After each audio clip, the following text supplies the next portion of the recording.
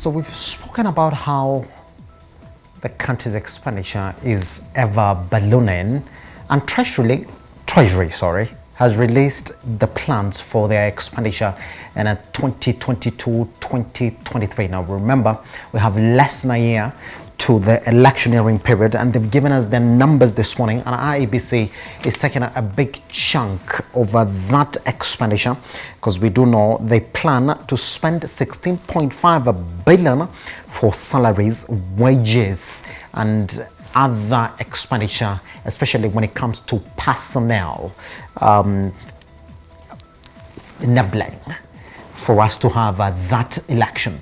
So when you think about it, then what kind of budget are we going to have for 2022-2023? Because they've given us those numbers. It is 3.228 trillion. That is the tentative expenditure plan by Treasury, and we shall be giving you the breakdown this morning. As they're saying, the 2.14 trillion is pretty much going to be recurrent, and then we have 675.2 billion that will go into development. 406.5 billion will go into counties. So we're going to run into a 775 billion deficit, but this is the plan that they have around it. Now, 367 billion will come from external borrowing, 408.1 billion domestic borrowing, and pretty much the other the 2.41 trillion will be on KRA's ordinary revenue, which will then make 3.228 trillion expenditure for 2022-2023, which makes us look back then, where have we been in terms of our government expenditure. And you can say that all the way from 2015, 2017, 2016, 2017, we've been jumping, albeit by that little drop in 2020, 2021. But that was the expected expenditure, because we do know that we actually did get into more borrowing so that we could fight the effects of the coronavirus pandemic, which was the reason as to why we didn't have that revised expenditure there, because KRA just had a slightly lower target, because we do know exactly what happened with VAT, PAYE as well, and other excise duty revenues in terms of their provisions. And this is provisional, and what we're reading this morning is as well provisional, so it might change, which makes us look at the exchequer revenue again. We're going to look at that trend all the way to 2019, 2020, and we can look at it in terms of trillions indeed, and then you can see exactly where we have been. Yes, the biggest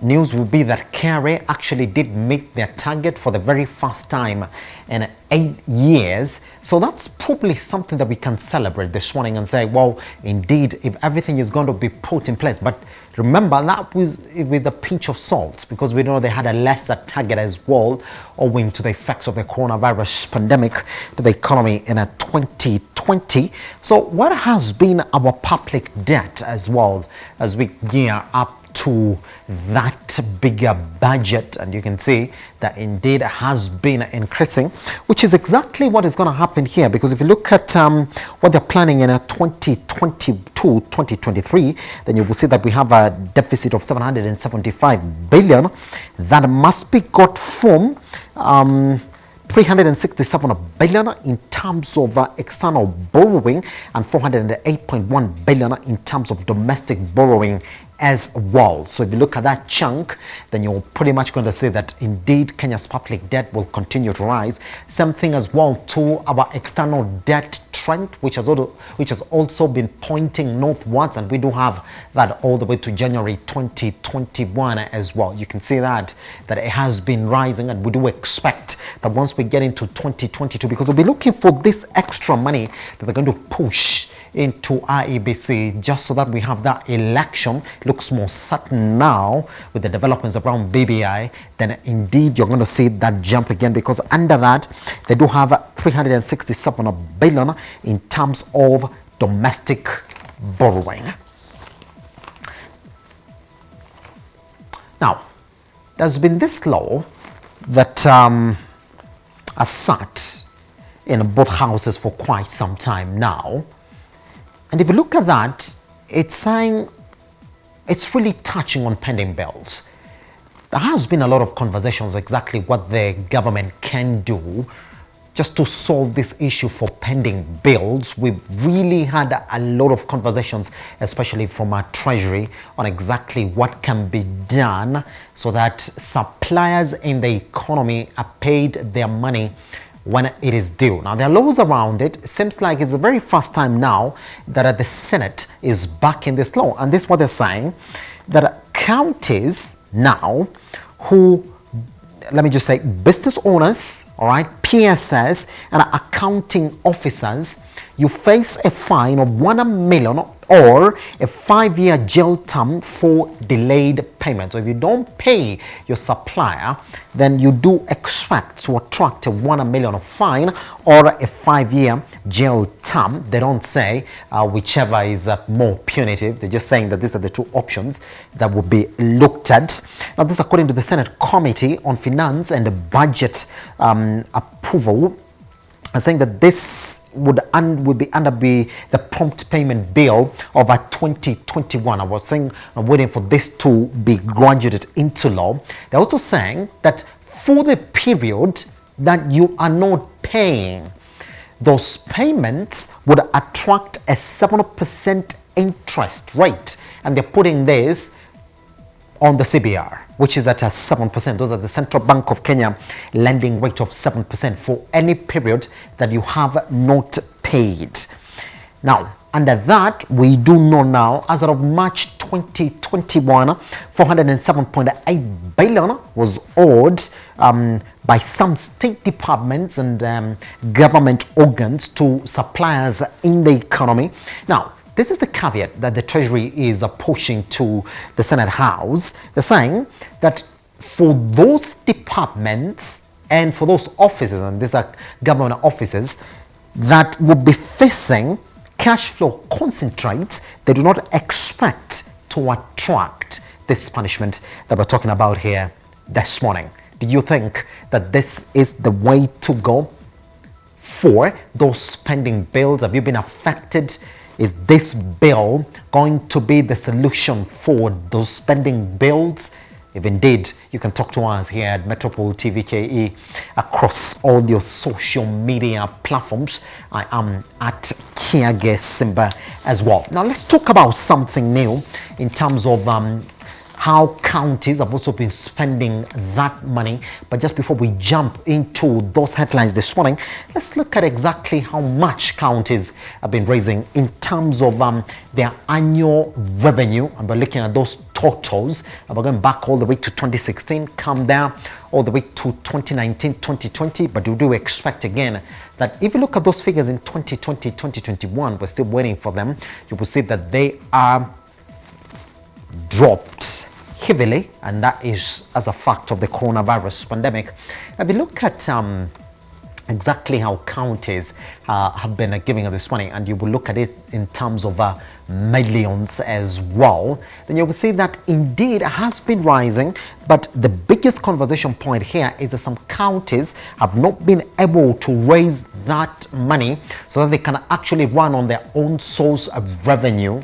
That's something that has also eluded the county bosses and the national government in terms of how they can support the counties to actually realize these revenues. Now, according to the Auditor General, we continue looking at that revenue.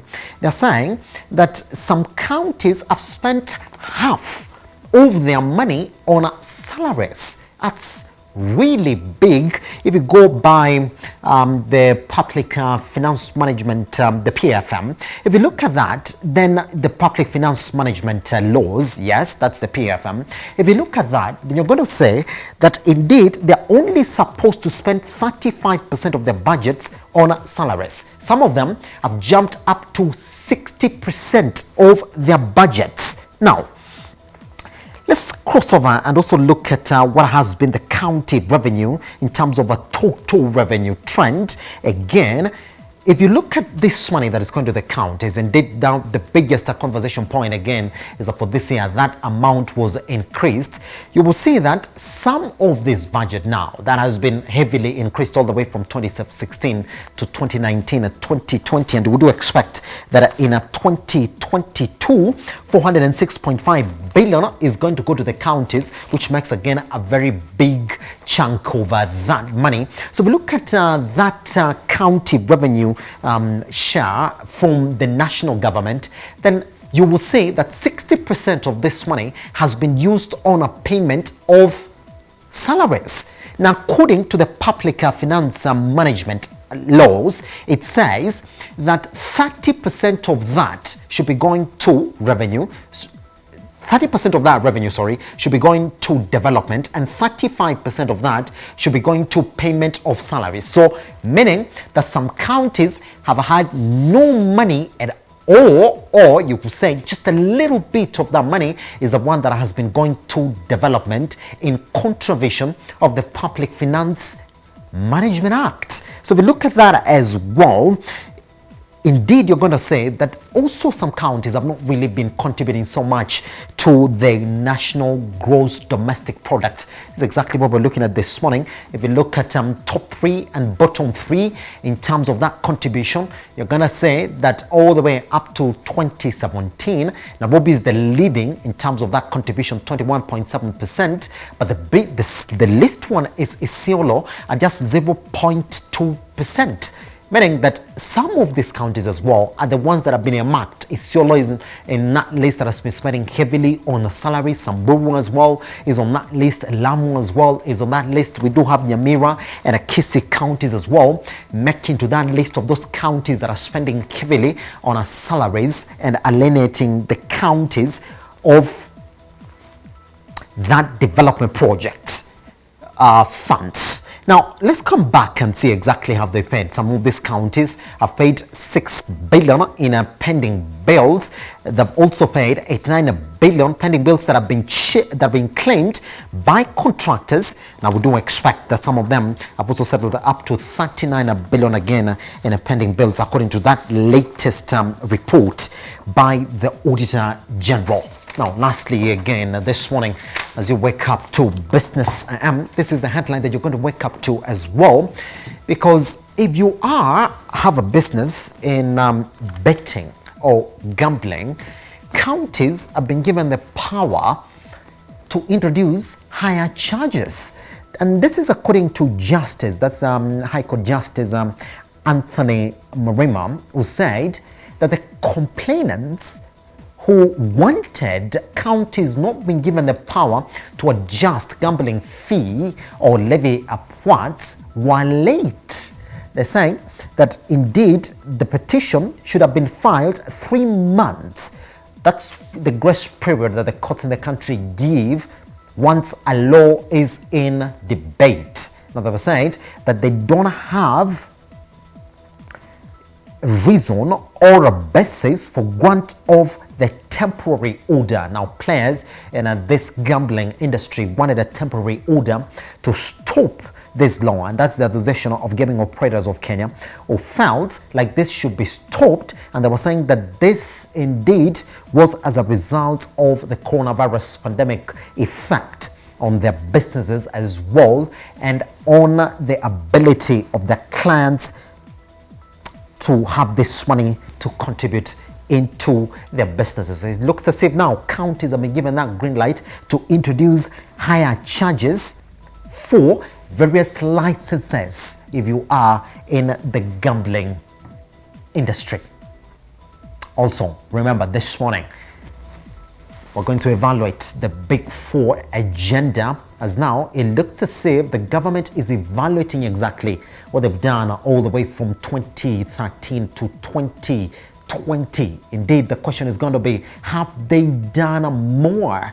And can they do something in the last financial year? Because if we look at these numbers, it is only 675 billion that has been allocated to development. Is that enough for Uhuru Kenyatta's government to realize the Big Four agenda and also realize some or most of the promises that they actually did give us back in 2013. Also, as of this week, if you're going to go or get admitted in Nairobi University, you're going to run into a lot of fee adjustments. Some of you in the public sponsored program are going to pay up to 59,000, but also if you're in the medical profession, you do expect to pay upwards of 3 million shillings for your 4 to 5 year course.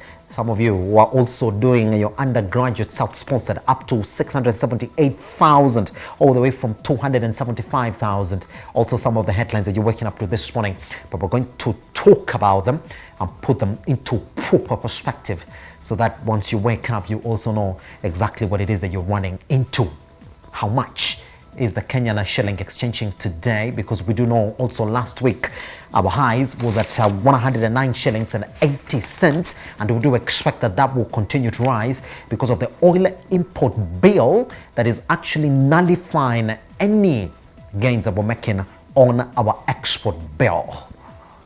My name is Sibelaji Charles here. We take a short break. Once we come back, our sector trends. Good morning and welcome to Metropole TV, but most certainly, Business Am.